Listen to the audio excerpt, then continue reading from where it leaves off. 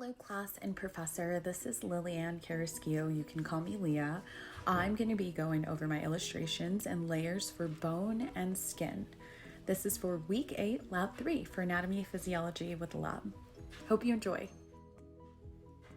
Hello class and professor, here we go with my first illustration for skin. This one was actually super duper fun for me as I am a licensed medical esthetician in the state of Florida and Colorado. So this was a really fun review to go over, and it just really gave me a real flashback of 2009.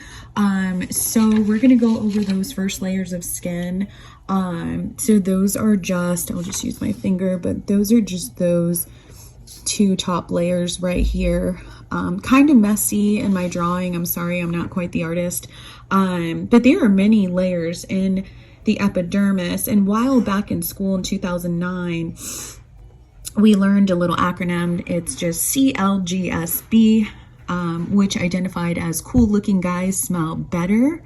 And that it just goes over the 4 layers of skin, which is the stratum corneum, stratum lucidum, stratum granosum, stratum spinosum, and stratum basal. So the first 4 layers shown actually have no nucleus. So there's these little guys right here without the black dots, and then those with the black dots just have that that little that shown nucleus there. So that would be considered the stratum corneum. The second row of circles would be considered the stratum granulosum, which is just these two right here. And once again, some of them do have circles and some do not. And the rows that do contain the nucleus just have active keratinocytes. The next layer beneath that is actually the stratum spinosum. So that's just going a little further down where the circles get darker. And finally, the next and not the last layer, but the stratum spinosum. Next comes the stratum basal. Once again, that's the lowest level of circles. Actually right here, I kind of color coded it here so you can see that the active green color there is proving actual melanocyte. The next layer just beneath that melanocyte right here, I kind of did a line of demarcation just so it's easier for you all to see. But that one is actually the derm. On to our second to last layer of the layers of skin. So right here we have a layer of line actually of demarcation, which really doesn't signify much. I just did it for illustration and instructional purposes. But the layer just beneath that is our dermis, which consists of the papillary layer, and which is on top, and the reticular layer, which is just beneath that. And we have our blood vessels and veins kind of flowing throughout the dermis into the epidermis, which is where you see all these little yellow dots. Those yellow dots are actually our fatty tissue. And if you get cut deep enough, you can actually go into the fatty tissue and eventually, like, depending how deep that cut is, you can cut into the dermis. So epidermis is our touchable layer of skin. And once again, the arteries and those blood vessels do flow within and throughout the dermis and epidermis. And just off to this left side here, I just did a basic sweat gland just for fun. Moving right along to my next illustration was my bone diagram / illustration, which was really fun. I've never really got the chance to do anything like this. But first we are going to discuss the front and center. This is called our central canal, and this shows all the connecting veins, arteries, and nerves. These are all connecting to the complete osteon that also has the conjunctivate, glomerate, which are shown in these three. These are all three connecting powers, which is the way I learned it. And just around the top of the three, you can kind of see where they're connected. And I'm sorry, my illustration might not be that great, but just to give you a glimpse of what it's about, they're all connected and covering the actual central canal, which is the circumferential laminate, and follows the entire bone. So it actually goes in and around, and then around and around and over, just like that, as a connecting unit.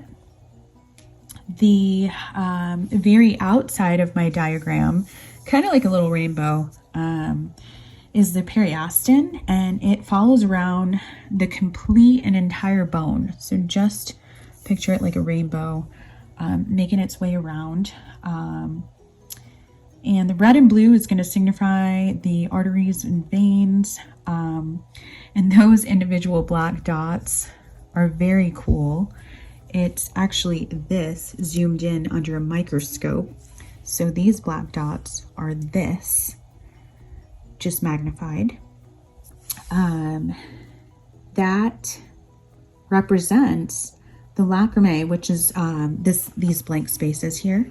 And just in the center is actually the osteocyte, which is the blue and red. Those open pathways right here, they're kind of like little tubes. Those are the canaliculi. Class and professor, this is Mr. Bones. My children named this little guy Mr. Bones. So we are going to turn Mr. Bones around, actually take a look at his cervical vertebrae, which hopefully he stays upward. His cervical vertebrae is just right here. And just beneath that is his 7 central vertebrae diagram, which is kind of like on the opposite end of where your ribs are. So I'm quickly going to turn him around, speaking in terms of ribs. They're kind of just in line with that central vertebrae diagram. Whoops, he's tipping over. So, of course, we know where the ribs are. I'm going to kind of tap it while holding him. And then just off to the side, kind of like by the hips here, this is his external abdominal oblique muscles, just kind of like in here. And then we're going to make our way to the top while he kind of topples over. We're going to tap his skull here. This is his frontal bone, kind of just on top of the skull. Now we find Mr. Bones' hyoid, which is kind of just right in this area where this little metal clasp is, just right where the thyroid would be. That would be the hyoid bone. Turn Mr. Bones around now and we show his lumbar vertebrae. There's actually 5 of those, and that is kind of like in this general area right here. This is the one that makes my kids laugh so hard, the mandible. That is this right here. And maxilla is just right here, along with the nasal bone, just here. All facial bones and facial structure. Now we discussed Mr. Bones' occipital region, which is just right here. I know very much about those as I suffer from occipital headaches. And then his parietal is just off to the side here. Bones, we turn you back around and we discuss your rectus abdominal area right in here in this region. And back around one more time for the sacrum. And sacrum is just above the coccyx. Coccyx would be right at the tailbone, right at the end. Sphenoid bone is going to be right in this region here. And a fun one to pronounce is the sternocleidomastoid bone, which actually connects from here all the way down to the collarbone, clavicle area. So that would go from neck to collarbone. Here is Mr. Bone's sternum. And his temporal is just right in this region here above by his skull. Next Next, we show his thoracic vertebrae, which is going to be from this general area till about mid-back. So just between these two is the thoracic vertebrae. And just beneath that, midway to the back below and up to the shoulder blade sort of, is the trapezius. So it kind of goes like in V form. Last but not least, we're going to discuss the zygomatic bone, which is actually just right here. And that is about it. Say bye, Mr. Bones.